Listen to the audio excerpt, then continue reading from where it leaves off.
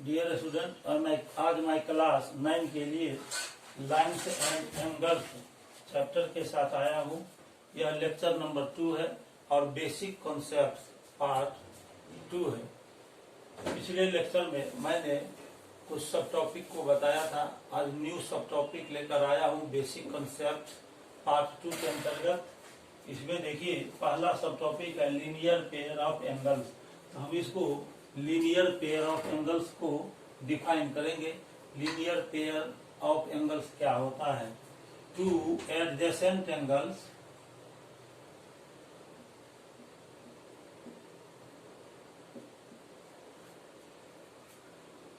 are said to form a linear pair of angles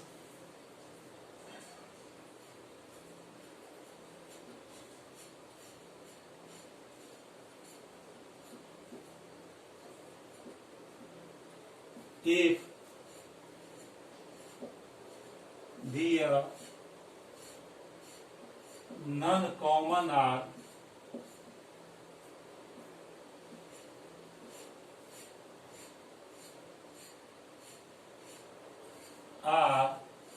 two opposite rays।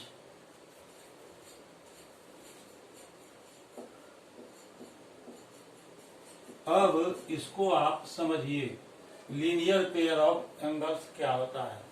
हम to adjacent angle लेंगे। To adjacent angle इस तरह से हम लेते हैं कि उसका जो नॉन कॉमन आर्म है वह दोनों अपोजिट रे हो जाए, तो हम ये कहते हैं कि वो दोनों adjacent angle linear pair form करता है।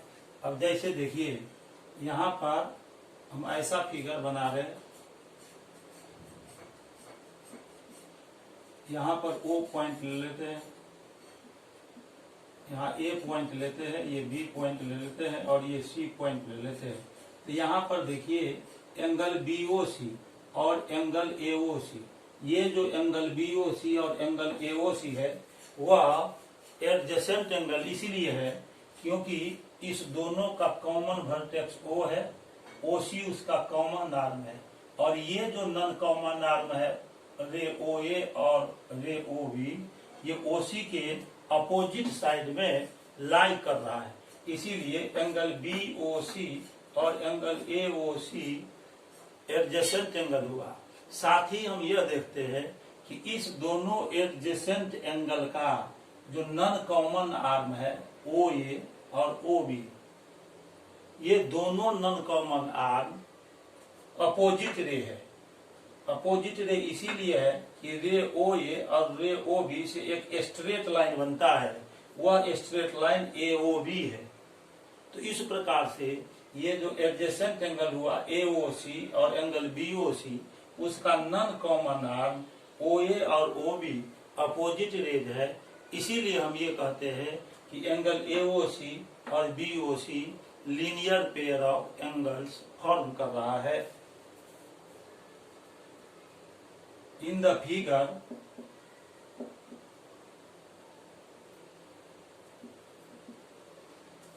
adjacent angle AOC, adjacent angles, angle AOC and angle BOC, ये जो दोनों एंगल AOC और BOC है उसका जो नॉन कॉमन आर्म है नॉन कॉमन आर्म्स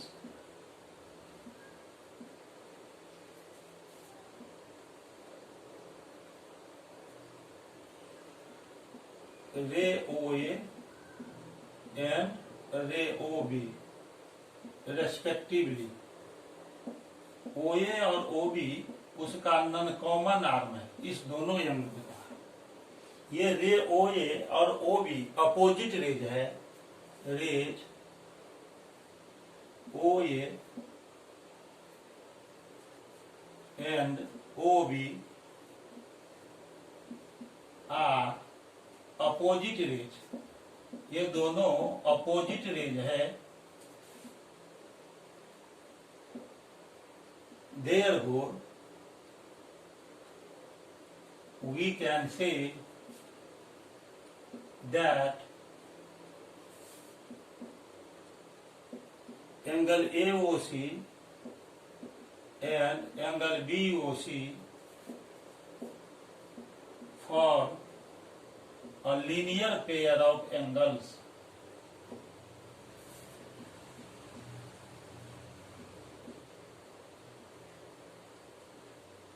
ये जो दोनों एंगल हुआ AOC और BOC वो लीनियर पेयर फॉर्म करता है।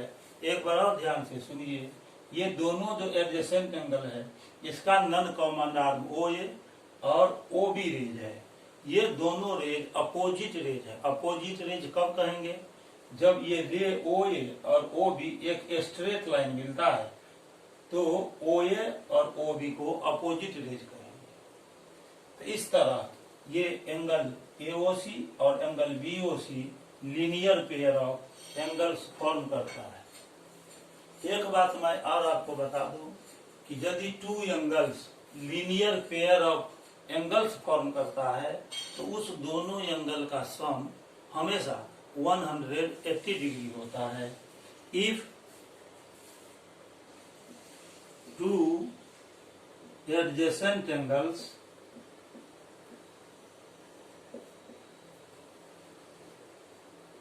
form a linear pair of angles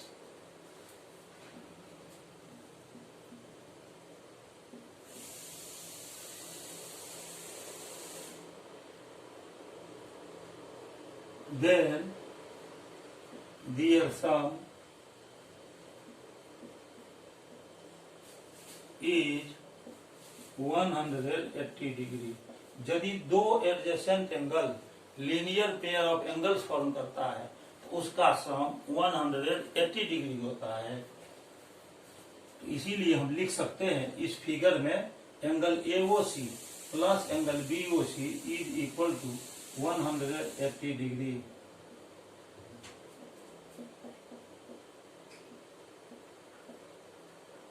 तो अभी हमने लीनियर पेयर ऑफ एंगल्स को एक्सप्लेन किया। लीनियर पेयर ऑफ एंगल्स क्या होता है। अब इसके बाद यहाँ देखिए दूसरा सब टॉपिक है वर्टिकली अपोजिट एंगल्स। ये वर्टिकली अपोजिट एंगल्स किसे कहते हैं? अब देखिए वर्टिकली अपोजिट एंगल्स क्या है। नेक्स्ट सब टॉपिक है vertically opposite angles.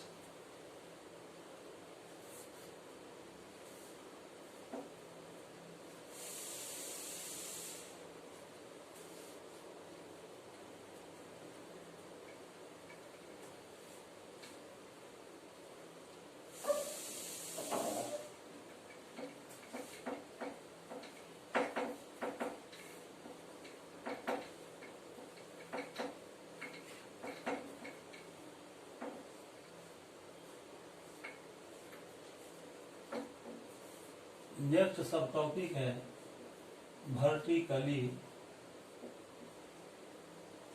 Opposite angles.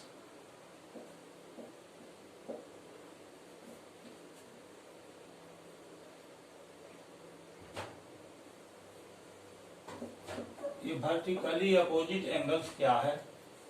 तो देखिए जब टू स्ट्रेट लाइन एक दूसरे को इंटरसेक्ट करता है तो पॉइंट ऑफ इंटरसेक्शन पर दो ऐसा एंगल जिसका arms two pair of opposite ray form करता है तो हम कहते हैं कि वो जो दोनों एंगल से जो पेयर बनता है वो वर्टिकली अपोजिट एंगल्स है।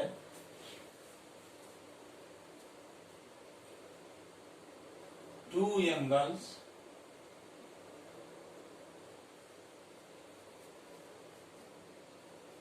are called vertically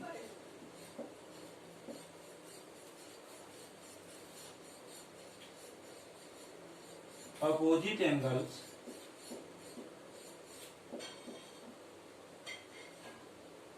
if their arms form two pair of opposite rays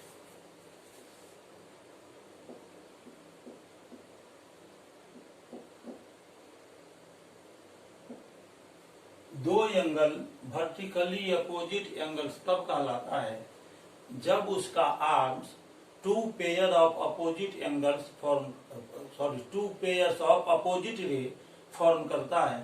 तो हम कहते हैं कि वह दोनों एंगल वर्टिकली अपोजिट एंगल्स है।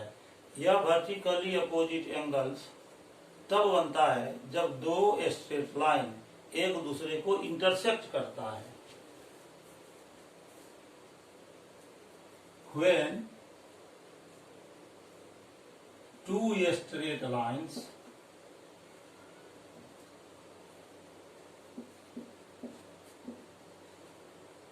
intersect each other,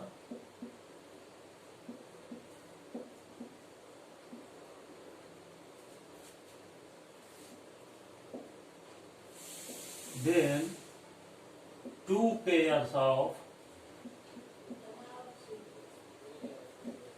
vertically opposite angles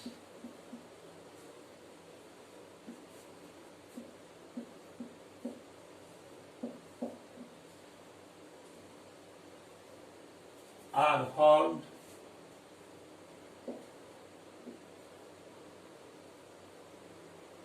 जब दो लाइन एक दूसरे को इंटरसेक्ट करता है तो to pairs of vertically opposite angles बनता है। अब जैसे फिगर में देखिए, ये टू लाइन है, ये जो टू लाइन्स है यह एक दूसरे को मान लीजिए ओ पॉइंट पर इंटरसेक्ट करता है।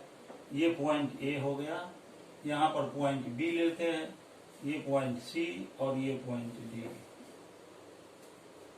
ये हमने अभी यहाँ पर ड्रॉ किया है टू लाइन्स को। ये दोनों लाइन्स इंटरसेक्टिंग लाइन्स है। यहाँ पर देखिए, यह एंगल AOD और एंगल BOC ये दोनों first pair of vertically opposite angles है, क्योंकि इस एंगल का आर्म है OB एक आर्म और इस एंगल का एक आर्म है OA। ये आर्म OA और OB ये अपोजिट रेज है।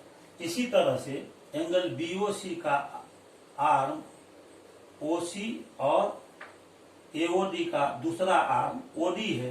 ये OC और OD अपोजिट रेज है। जब टू रेज से एक स्ट्रेट लाइन बनता है तो हम कहते हैं कि ये दोनों रेज अपोजिट रेज है। तो इस फिगर में देखिए, इन the figure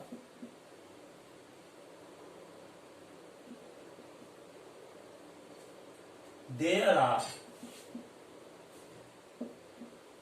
two pairs of vertically opposite angles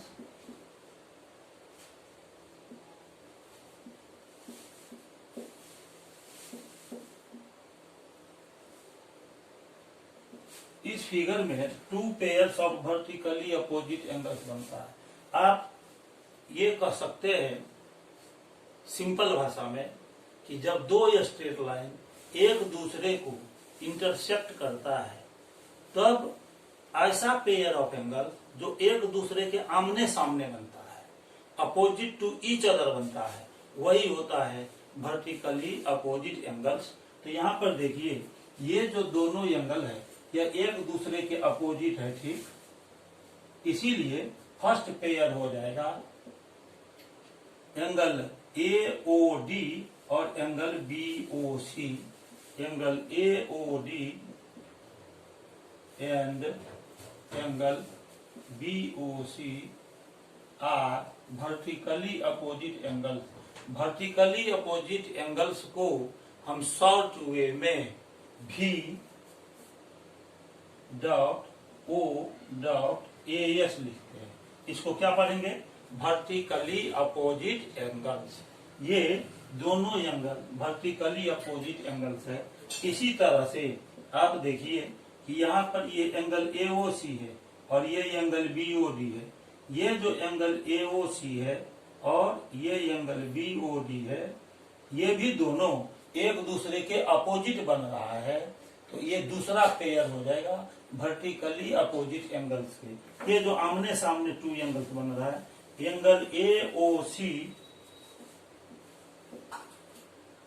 and angle BOD, ये आमने सामने का एंगल, and angle BOD are vertically opposite angles.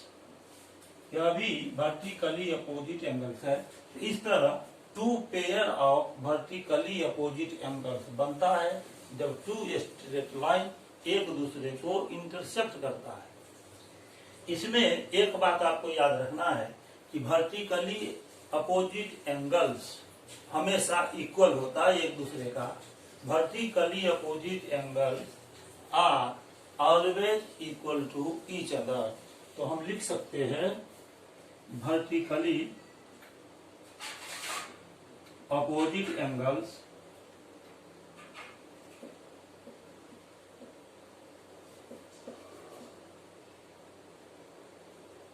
Are equal. Vertically opposite angle हमेशा इक्वल होता है। तो ये जो एंगल AOD है और एंगल BOC है वह दोनों इक्वल होगा। Therefore angle AOD is equal to angle BOC and angle AOC is equal to angle BOD। जब दो लाइन एक दूसरे को इंटरसेक्ट करता है तो वर्टिकली अपोजिट एंगल्स इक्वल होता है। इसको हम थ्योरम के रूप में भी प्रूव करेंगे आगे के बेसिक कंसेप्ट में। अब वर्टिकली अपोजिट एंगल्स को एक्सप्लेन करने के बाद अब हम पैरेलल लाइंस को एक्सप्लेन करेंगे। पैरेलल लाइंस क्या होता है? तो अब देखिए जो थर्ड सब टॉपिक है, ये जो सब टॉपिक है लीनियर पेयर ऑफ एंगल्स, इसको हमने एक्सप्लेन कर दिया। वर्टिकली अपोजिट एंगल्स को एक्सप्लेन कर दिया। अब हम पैरेलल लाइंस क्या होता है इसको हम अब एक्सप्लेन करेंगे। पैरेलल लाइन के बारे में आप पहले से पढ़ते आ रहे हैं जूनियर क्लास से ही। तो चलिए अब हम पैरेलल लाइंस के बारे में जानेंगे कि पैरेलल लाइंस क्या है।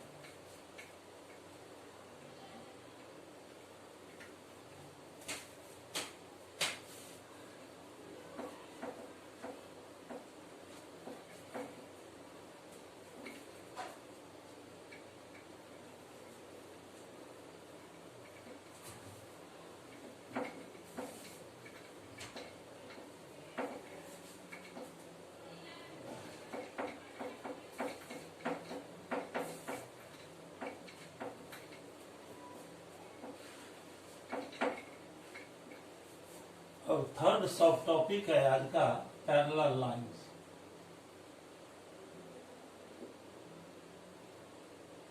ये पैरेलल लाइंस क्या होता है? यदि टू लाइंस सेम प्लेन में स्थित हो और वह एक दूसरे को इंटरसेक्ट नहीं करता हो, चाहे उस दोनों लाइन को हम दोनों साइड बढ़ाते चले इंफिनिटी तक और वो एक दूसरे को इंटरसेक्ट नहीं करता है, तो उसको हम पैरेलल लाइंस कहते हैं। If two lines lie in the same plane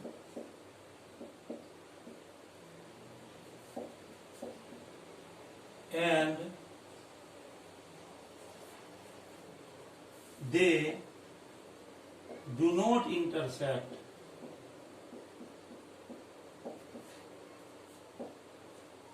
each other when produced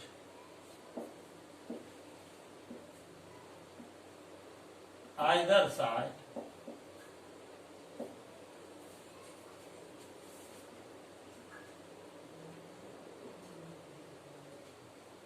then these lines are said to be parallel to each other.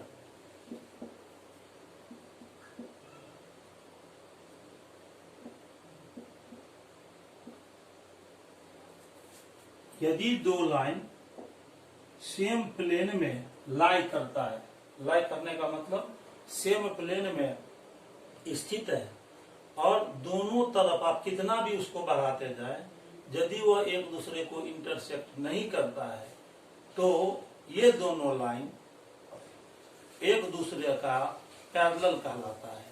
अब जैसे फिगर देखिए, ये हम फिगर ले लेते हैं। एक लाइन हम यहाँ पर ए बी लेते हैं और दूसरा लाइन यहाँ सी डी ले लेते हैं। इसको ए बी को आप दोनों साइड बढ़ाइए, दोनों तरफ, और सी डी को भी अपनी सीध में दोनों तरफ आप बढ़ाइए। ये दोनों पैरेलल लाइन हो गया, क्योंकि ए बी और सी डी एक दूसरे को इंटरसेक्ट नहीं करेगा यदि उसको हम दोनों तरफ इन्फिनिटी तक बढ़ाते चले, तो वो एक दूसरे को इंटरसेक्ट नहीं करेगा।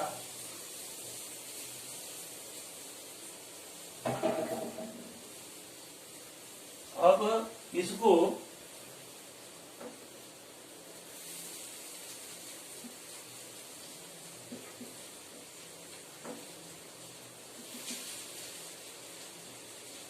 हम लिख सकते हैं कि इन the figure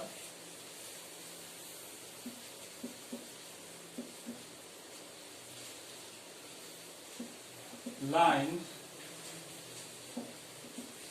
AB and CD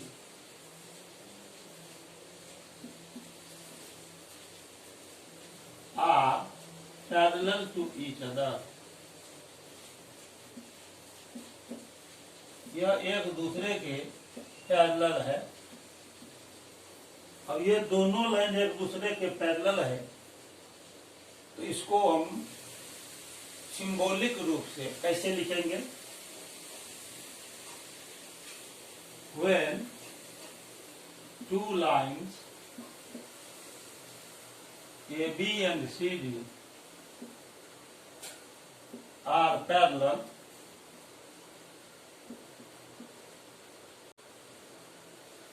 then we write it as AB parallel to CD। इसको क्या पढ़ेंगे? AB is parallel to CD। ये सिंबल में इस तरह लिखते हैं।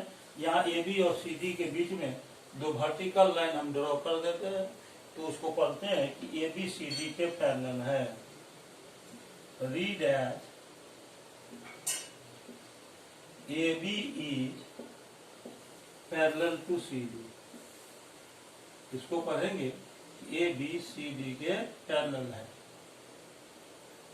अब देखिए, यदि टू लाइन पैरेलल होगा तो उसके बीच का परपेंडिकुलर डिस्टेंस कहीं भी आप मेजर करेंगे तो वो हमेशा इक्वल होता है। The perpendicular distance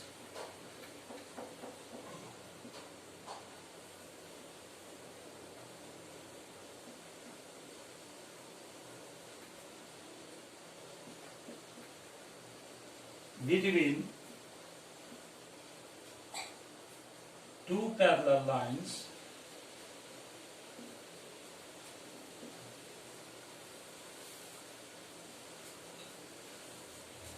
is constant।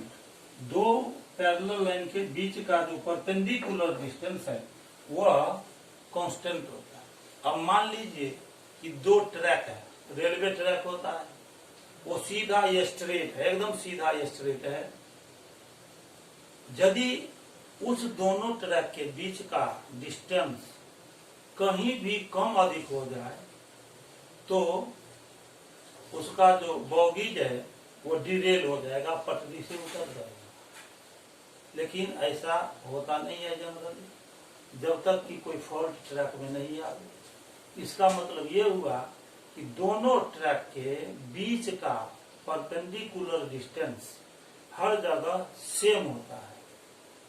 इसीलिए दो स्ट्रेट रेलवे ट्रैक एक दूसरे का पैरेलल हुआ।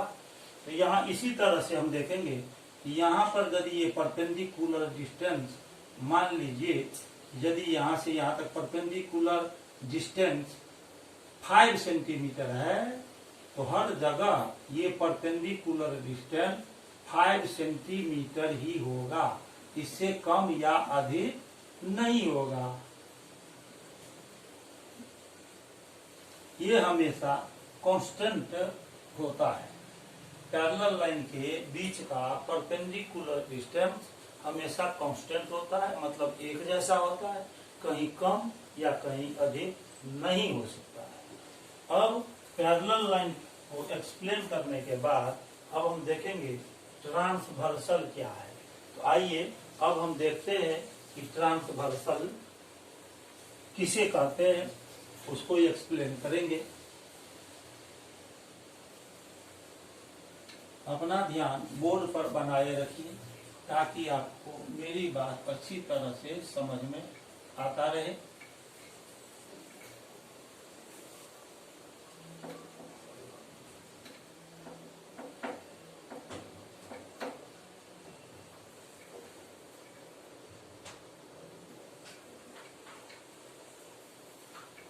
अब अभी हम अलग अलग टर्म्स को एक्सप्लेन कर रहे हैं।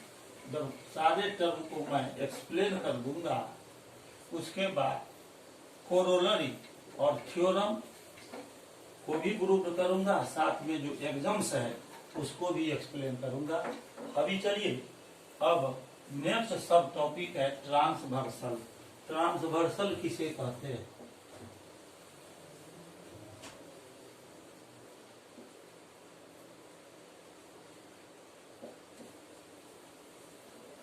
ट्रांसवर्सल ऐसे स्ट्रेट लाइन को कहते हैं जो 2 और मोर स्ट्रेट लाइन को डिस्टिंक्ट पॉइंट पर इंटरसेक्ट करता है, उसे हम ट्रांसवर्सल कहते हैं।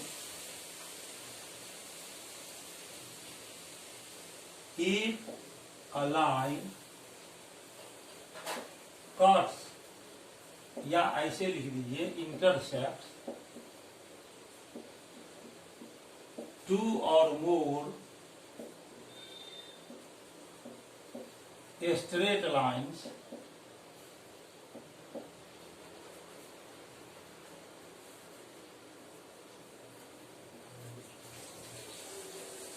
at distinct points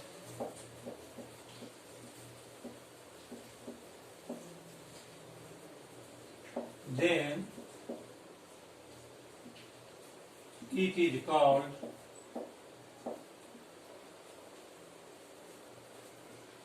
the transversal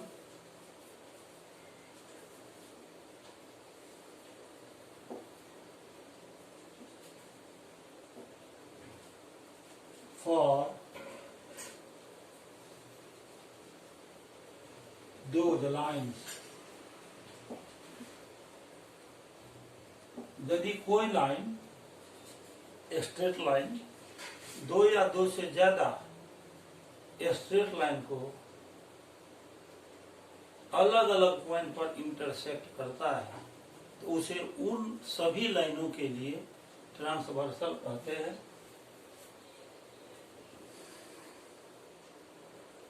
अब जैसे देखिए, यह हम एक लाइन ले रहे हैं ए बी, एक दूसरा लाइन ले रहे हैं सी डी, एक तीसरा लाइन ले रहे हैं ई ए।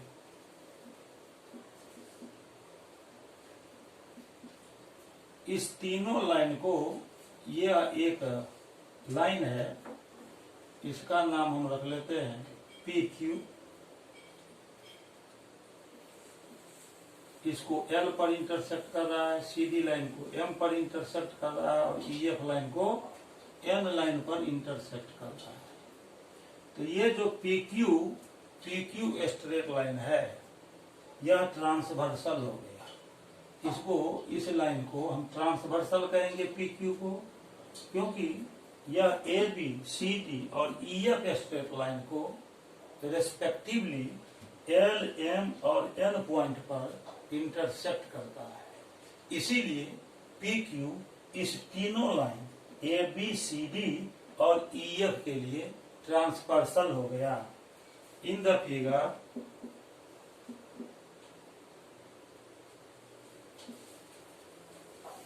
line PQ cuts three lines A, B, C, D and EF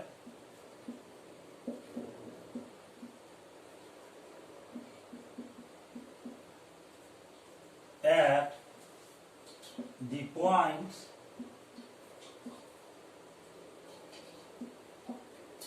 L, M and N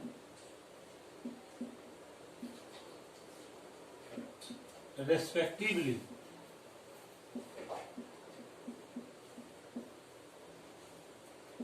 ये लाइन PQ AB को L पर, CD लाइन को M पर और EF लाइन को N पॉइंट पर इंटरसेक्ट करता है या काटता है। इसीलिए हम कह सकते हैं कि PQ ट्रांसवर्सल हो गया। ये जो तीनों लाइन है AB, CD और EF इसके लिए hence line PQ is the transversal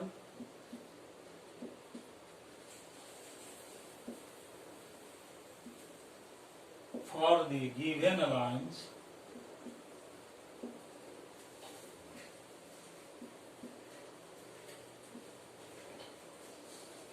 AB, CD and EF। AB, CD और EF के लिए वह ट्रांसवर्सल हो गया PQ। तो ये जो ट्रांसवर्सल क्या है इसको एक्सप्लेन करने के बाद अब हम नेक्स्ट टॉपिक चलते हैं एग्जाम्स। ये नेक्स्ट टॉपिक है एग्जाम्स। एग्जाम्स ऐसा स्टेटमेंट होता है जो अपने आप में प्रूव्ड है, उसको प्रूफ करने की आवश्यकता नहीं है, वही स्टेटमेंट एग्जाम कहलाता है। अब देखिए ये एग्जाम क्या है, हमने यहाँ बोर्ड पर लिख दिया है ये 2 एग्जाम्स को।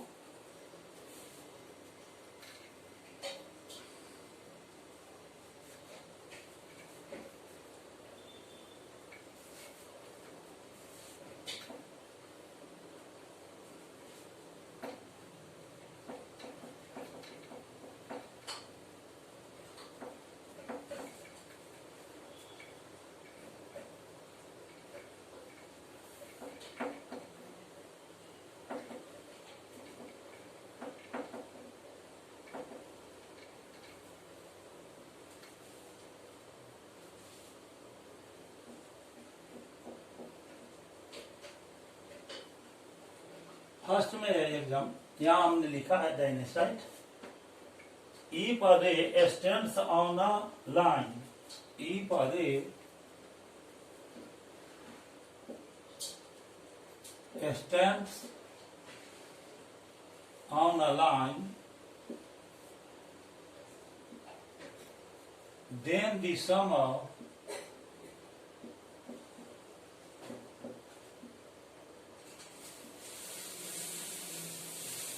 two adjacent angles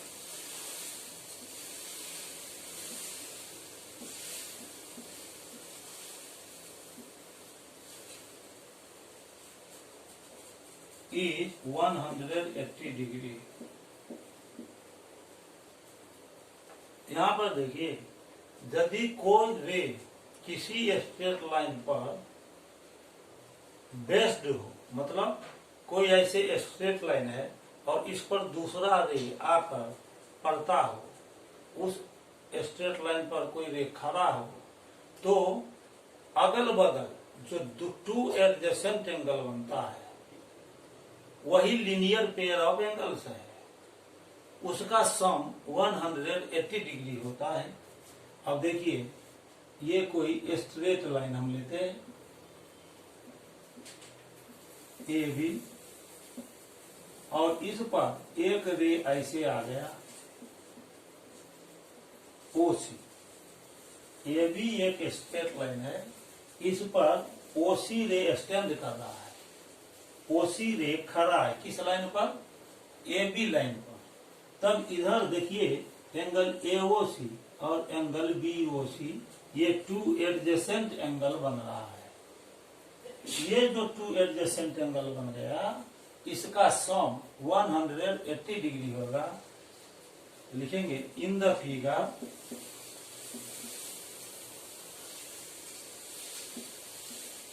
रे ओ सी stands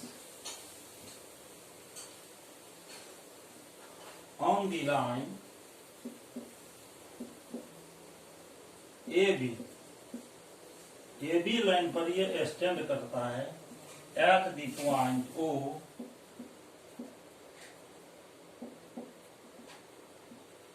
AB लाइन के O पॉइंट पर रे OC खड़ा है। तो यहाँ दो एंगल ये जो बन रहा है ये एडजेसेंट एंगल हुआ। देयरफॉर इस दोनों एंगल का सम हो जाएगा 180 degree. Therefore the sum of adjacent angles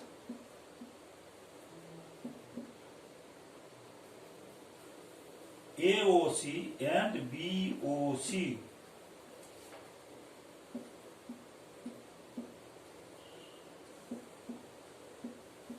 is 180 degree. इस दोनों एंगल का सम 180 डिग्री होगा, यानी AOC प्लस BOC हो जाएगा 180 डिग्री।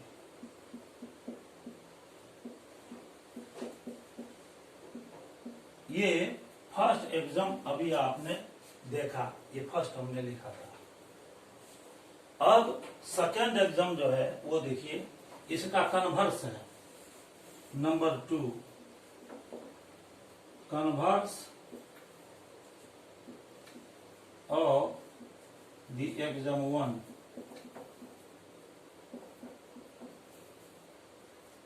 ये जो फर्स्ट एग्जाम हमने लिखा है इसका ये कन्वर्स है। हमने लिखा if the sum of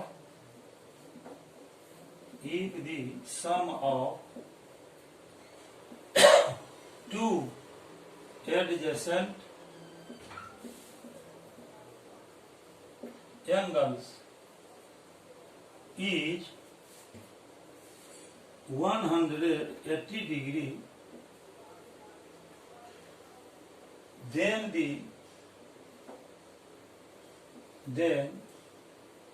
the non-common arms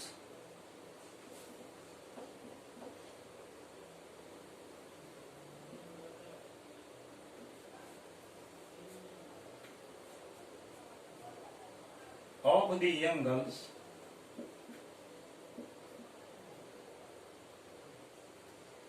form a straight line।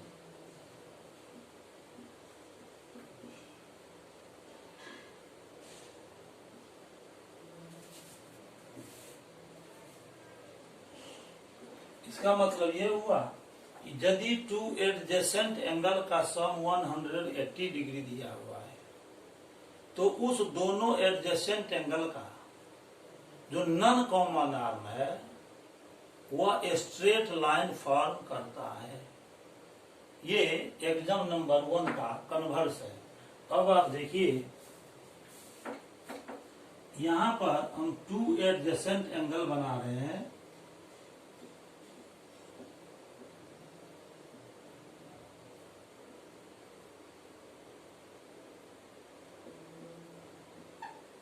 ये एंगल AOC और एंगल BOC ये एडजेसेंट एंगल है, टू एडजेसेंट एंगल। इस दोनों का सम है 180 डिग्री, मतलब यहां से ये पूरा एंगल 180 डिग्री है।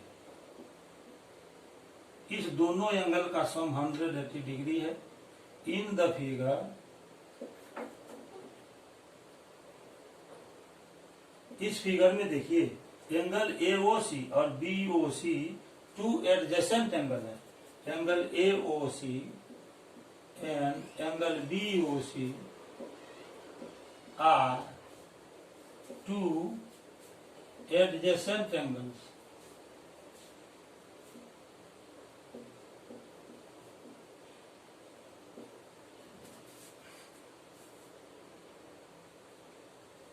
such that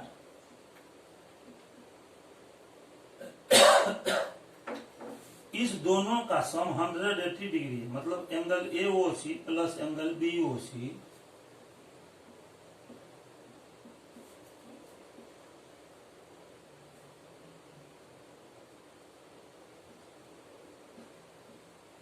is equal to 180 degree. ये दोनों एडजेसेंट एंगल का सम 180 डिग्री है। इसका मतलब इस दोनों एंगल का जो नॉन कॉमन आर्म है रे OA और OB वह स्ट्रेट लाइन फॉर्म करता है। देयरफॉर दिया नॉन कॉमन आर्म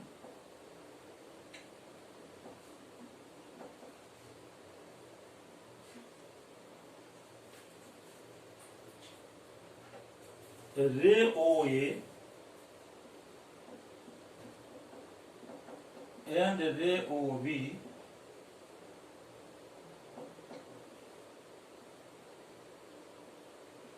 form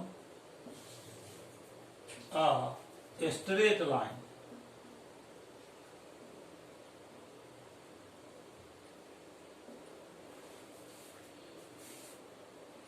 वो स्ट्रेट लाइन फॉर्म करता है।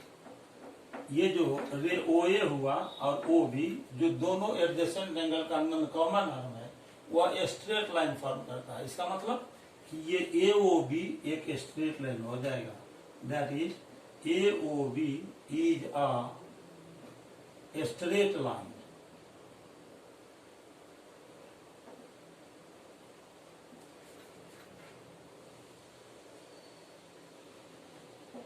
तो इस तरह से अभी हमने आपको टू एग्जाम्स के बारे में बताया है।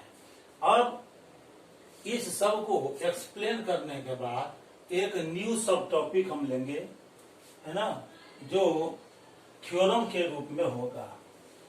जो थ्योरम के रूप में होगा, अब देखिए वह थ्योरम क्या है।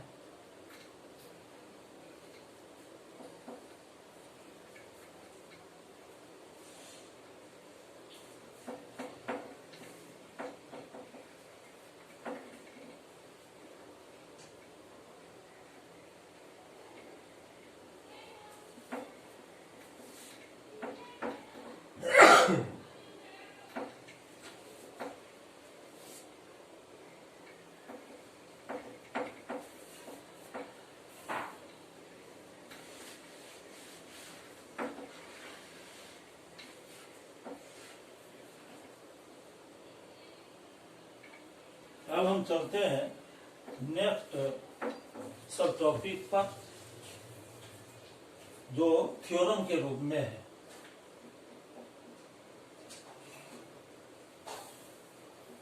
If two lines intersect each other,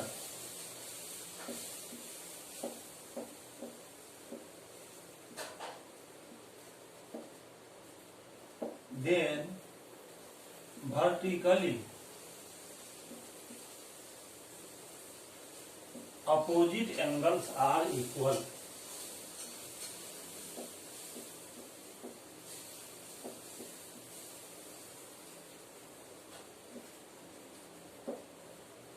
अभी जो मैंने ये सब टॉपिक बताया था वर्टिकली अपोजिट एंगल्स, जो सब टॉपिक नंबर आज का 2 है, उसमें भी आपको बताया था कि वर्टिकली अपोजिट एंगल्स हमेशा इक्वल होता है।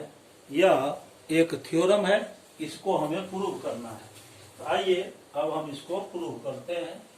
अब देखिए, टू लाइंस ऐसे एक दूसरे को इंटरसेक्ट करता है। एक लाइन हम ले लेंगे ए बी और दूसरा लाइन यहाँ पर ले रहे हैं, इसको लिखेंगे सी डी। ये एक दूसरे को ओ पॉइंट पर इंटरसेक्ट करता है। तो हमें प्रूव करना है कि वर्टिकली अपोजिट एंगल्स इक्वल होता है। जैसा कि मैंने पहले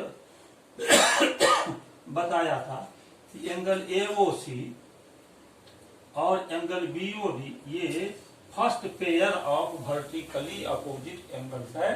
ये दोनों आपस में इक्वल होगा। और other pair of vertically opposite angles is formed by angle AOD and BOC। तो AOD का वर्टिकली अपोजिट एंगल BOC है, यह भी दोनों इक्वल होगा। अब देखिए, सबसे पहली बात, थ्योरम जो हम प्रूव करते हैं तो पहले गिवन लिखते हैं, क्या क्या कंडीशन दिया हुआ है। उसके बाद लिखते हैं टू प्रूव, मतलब क्या आपको प्रूव करना है। यदि उसमें कोई कंस्ट्रक्शन रिक्वायर है तो कंस्ट्रक्शन लिखते हैं। कंस्ट्रक्शन अपनी ओर से लेना पड़ता है। यदि कंस्ट्रक्शन का रिक्वायरमेंट नहीं है तो आप कंस्ट्रक्शन नहीं लिखेंगे। अब अगला स्टेप फिर प्रूफ लिखते हैं। तो सबसे पहले हम चलते हैं गिवन में, two lines AB and CD intersect each other at the point O। AB and CD intersect each other at point O।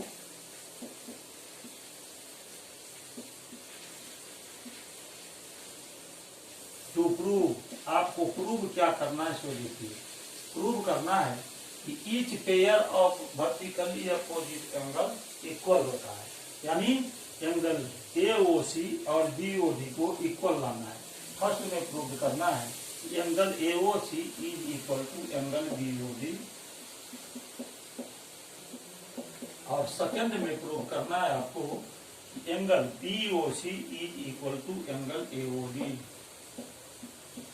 ये प्रूव करना है।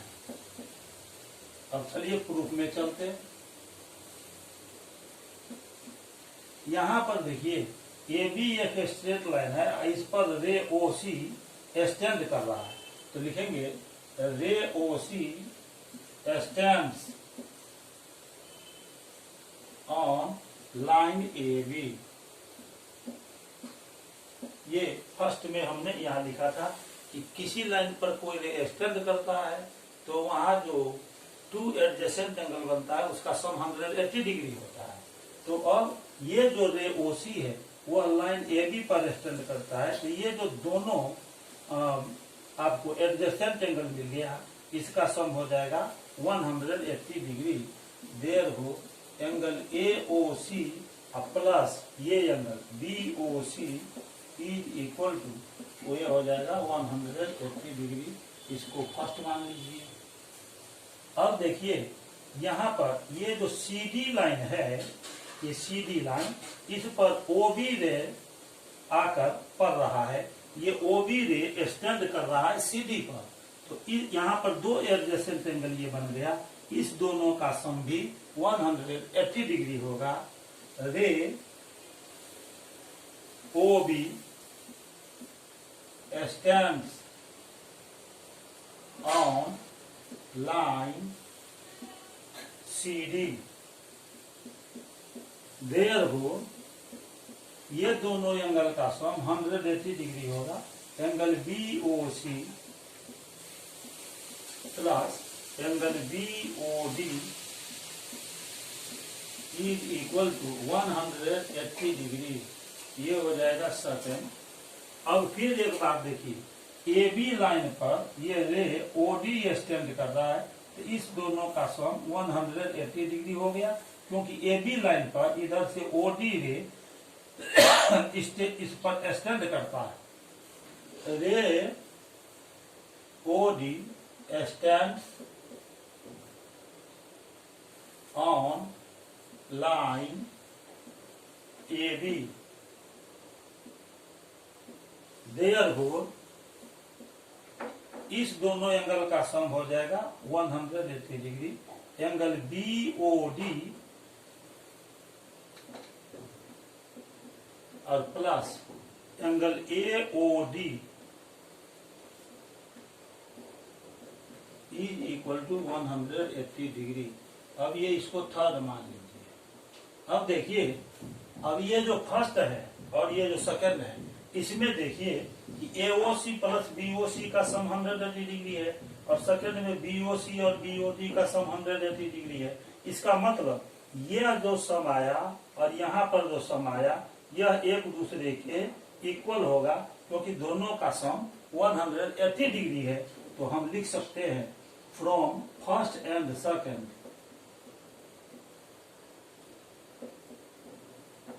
वी है।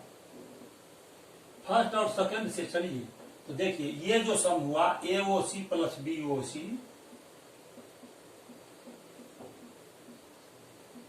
ये इक्वल हो गया किसके? BOC और BOD का जो सम है उसके equal. Angle BOC plus angle BOD। अब यहां पर एक बात गौर कीजिए, एंगल BOC दोनों तरफ पॉजिटिव साइन के साथ आया है, लेफ्ट हैंड साइड भी और राइट हैंड साइड भी। ये दोनों कैंसिल हो गया, इसको कैंसिल कर दीजिए। तो जब इसको कैंसिल कर देंगे तो इधर AOC बच गया और इधर BOD बच गया। तो हम लिख सकते हैं angle AOC is equal to angle BOD। ये आपको प्रूव करना था पार्ट 1 में, तो यहाँ पर लिख देंगे पार्ट 1 प्रूव्ड। पार्ट 1 प्रूव्ड हो गया। पार्ट 1 को प्रूव्ड करने के बाद अब हम पार्ट 2 को प्रूव करेंगे। उसके लिए सेकेंड को और थर्ड को हम यूज करेंगे।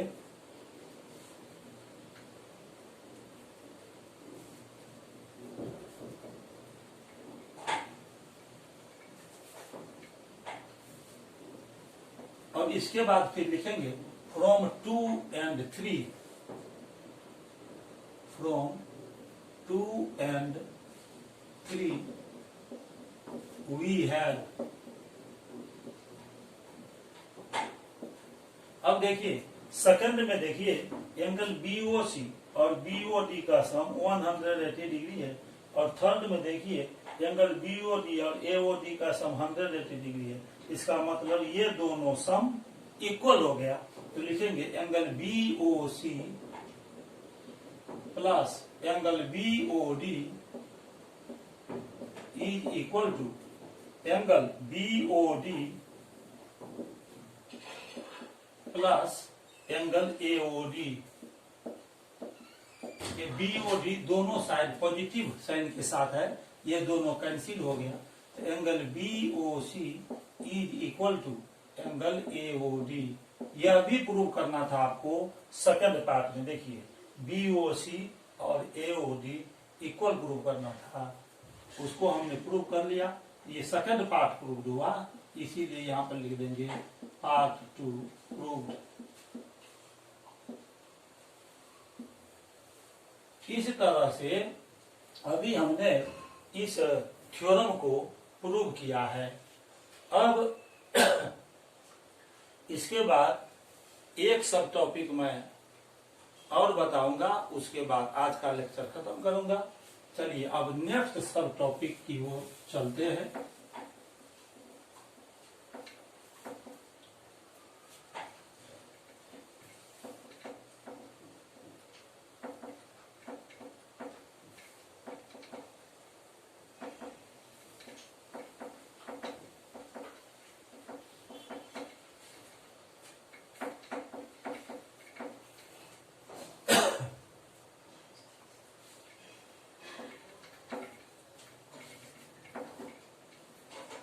नेक्स्ट सब टॉपिक है एंगल्स फॉर्म।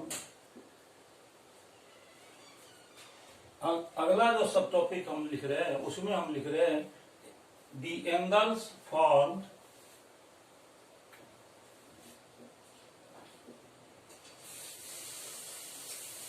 when और ट्रांसवर्सल इंटरसेप्ट टू लाइंस। जब कोई ट्रांसवर्सल टू लाइंस को इंटरसेक्ट करता है तब कितने तरह का एंगल बनता है, उसे क्या कहते हैं, इसके बारे में अभी आपको एक्सप्लेन करूंगा। अब देखिए फिगर में, ये देखिए यह एक स्ट्रेट लाइन है ए बी और एक दूसरा स्ट्रेट लाइन है ये सी डी। इसको कोई ट्रांसवर्सल इंटरसेक्ट कर रहा है। ट्रांसवर्सल लाइन को यदि आपको सिंगल लेटर से दिखाना चाहते हैं तो स्मॉल लेटर टी का यूज करते हैं। इसको लिख देंगे टी, ठीक है। तो लिखेंगे इन द फिगर टू लाइन्स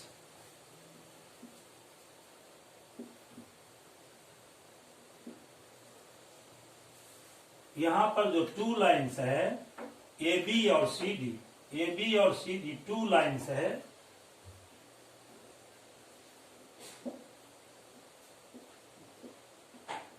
ये ए बी और सी डी टू लाइन्स है। ये two lines A B and C D are intersected bye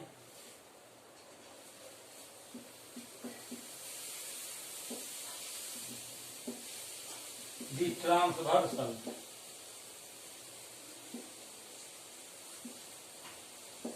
T transversal से वो इंटरसेक्ट हो रहा है टू डिस्टिंक्ट पॉइंट पर। यहां पर टोटल 8 एंगल्स बनता है। देयर आर 8 एंगल्स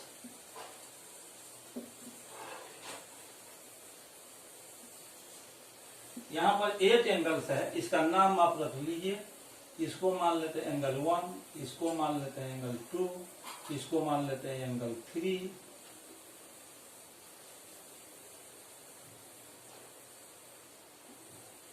ये हो गया एंगल 3। इसको मान लीजिए एंगल 4, यहाँ पर इसको मान लेते हैं एंगल 5, यहाँ पर एंगल 6, यहाँ पर मान लेते हैं एंगल 7 और यहाँ पर मान लेते हैं एंगल 8।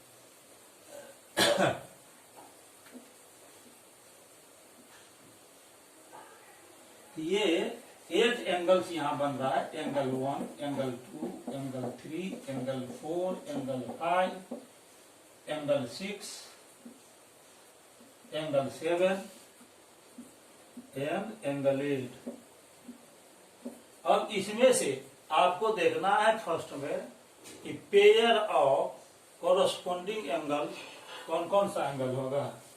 फर्स्ट में चलिए pair of corresponding angles, corresponding angles, corresponding angles का पेयर्स कौन है। कॉरस्पॉन्डिंग एंगल को याद रखने के लिए आप ये देखिए, ये जो ट्रांसवर्सल टी है इसका एक लेफ्ट साइड है, दूसरा राइट साइड है। आप क्या करेंगे, ये जो लेफ्ट साइड है ना, इधर जो एंगल बन रहा है ऐसे, इसको आप छोड़ दीजिए भी, अपने दिमाग से इसको हटा दीजिए। जो लेफ्ट साइड बन रहा है ट्रांसवर्सल टी के, राइट साइड चलते हैं। राइट साइड में ये देखिए, राइट साइड में ये पहला लाइन के ऊपर का एंगल और नीचे वाला लाइन के ऊपर का एंगल, ये एंगल और ये एंगल। एक बार आप ध्यान दीजिए, ट्रांसवर्सल के बाएं तरफ आप मत जाइए, अभी ट्रांसवर्सल के राइट साइड में चलिए। यहाँ पर 1 2 3 4 एंगल्स बन रहा है। इसमें फर्स्ट लाइन के ऊपर जो एंगल बन रहा है और सेकेंड लाइन के जो ऊपर एंगल बन रहा है दाहिने साइड, राइट साइड, वो पहला पेयर हो जाएगा कॉरस्पॉन्डिंग एंगल का, एंगल 1 और एंगल 5। इसी तरह से आप फर्स्ट लाइन के नीचे का एंगल लेंगे और सेकेंड लाइन के नीचे का एंगल लेंगे, ये दोनों एंगल, एंगल 4 और एंगल 8। ये हमने 2 पेयर्स लिख लिया कोरोस्पोंडिंग एंगल्स का। अब आप इस राइट साइड को ढक दीजिए। ये राइट साइड आपको नहीं लेना है, ये राइट साइड नहीं लेंगे, ये राइट साइड अब छोड़ दीजिए। अब ट्रांसवर्सल के लेफ्ट साइड चलिए। फर्स्ट लाइन के ऊपर का एंगल ये एंगल, और सेकेंड लाइन के ऊपर का एंगल ये एंगल 2 और एंगल 6, ये थर्ड पेयर हो जाएगा कोरोस्पोंडिंग एंगल का। तो थर्ड पेयर हो जाएगा एंगल 2 और एंगल 6।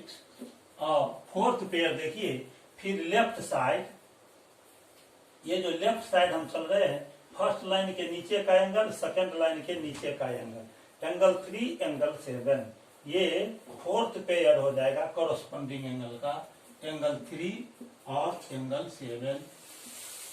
इस तरह हमने आपको बताया कि पेयर ऑफ कोरोस्पोंडिंग एंगल्स कैसे पहचान करेंगे। ट्रांसवर्सल के राइट साइड और ट्रांसवर्सल के लेफ्ट साइड, बारी बारी से चलेंगे। ट्रांसवर्सल के राइट साइड दोनों लाइन के ऊपर का पहले एंगल लेंगे, वो फर्स्ट पेयर कोरोस्पोंडिंग एंगल्स होगा। फिर राइट साइड दोनों लाइन के नीचे जो एंगल फॉर्म कर रहा है वह एंगल लेंगे, वो दूसरा पेयर होगा। फिर लेफ्ट साइड दोनों लाइन के ऊपर का एंगल लेंगे, वह third pair of corresponding angle होगा। और दोनों लाइन के नीचे का जो एंगल है उसको लेंगे, तो वो fourth pair of corresponding angles होगा। अब इसके बाद है सेकेंड में pair of alternate interior angle.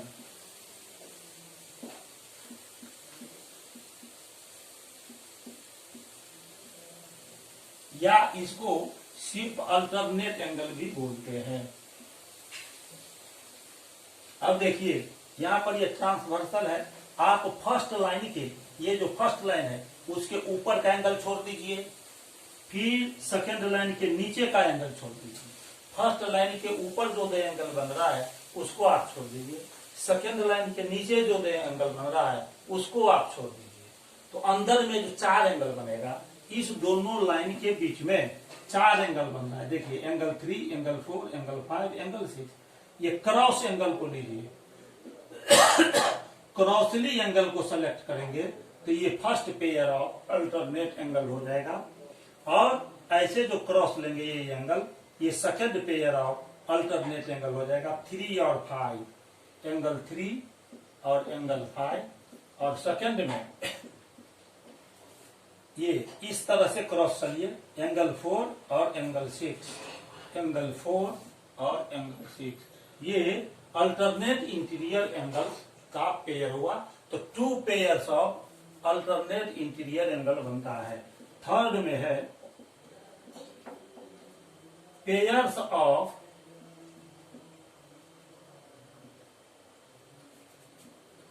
को इंटीरियर एंगल्स, को इंटीरियर एंगल्स। ये जो दोनों लाइन के बीच का हम एंगल लिए थे उसी पर फिर ध्यान देना है आपको। दोनों लाइन के बीच का जो एंगल होगा उसमें आपको देखना है फिर से। अब इसमें तो हमने क्रॉसली लिया था ना एंगल को।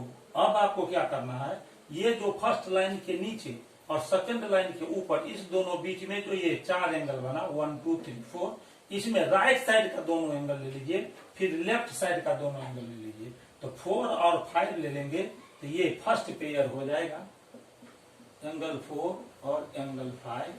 और सेकंड में हो जाएगा, फिर लेफ्ट साइड का दोनों इंटीरियर एंगल लेंगे, अंदर वाला दोनों एंगल। राइट साइड का हमने ले लिया, अब लेफ्ट साइड का ले लेंगे, 3 और 6। ये कहलाएगा पेयर ऑफ को इंटीरियर एंगल्स। इसके बाद फोर्थ में है pairs of exterior alternate angles.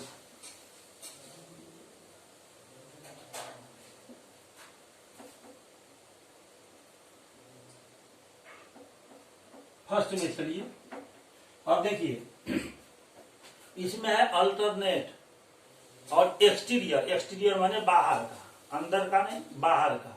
बाहर का अल्टरनेट लेना है। तो ये जो अंदर बाहर जो 2 एंगल बन रहा है, इस दोनों लाइन के बीच का एंगल लेने ना, ए बी जो लाइन है उसके बाहर का एंगल और सी डी लाइन के नीचे का एंगल, ए बी लाइन के ऊपर का एंगल और सी डी लाइन के नीचे का एंगल, और क्रॉस लीजिए इसे 2 और 8, ये एंगल 2 और एंगल 8 हो गया।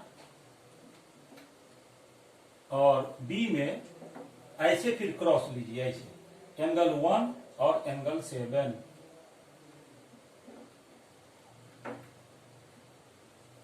तो इस तरह हमने आपको यह बताया कि टू लाइंस को कोई ट्रांसवर्सल इंटरसेक्ट करेगा तो कितने तरह का एंगल बनता है, उसकी पहचान कैसे करेंगे।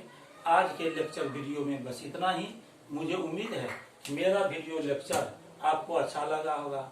यदि वीडियो लेक्चर को आपने देखा और आपको ये अच्छा लगा तो आप इसे लाइक जरूर कीजिए। साथ ही साथ मेरे चैनल कर्म्स मैथमेटिक्स लेक्चर को आप सब्सक्राइब भी कर दीजिए और इसे बेल आइकॉन पर क्लिक करके ऑल पर सेट कर दीजिए, ताकि मैं जैसे ही अपना लेक्चर वीडियो अपलोड करूं यूट्यूब पर आपको सबसे पहले मिल सके।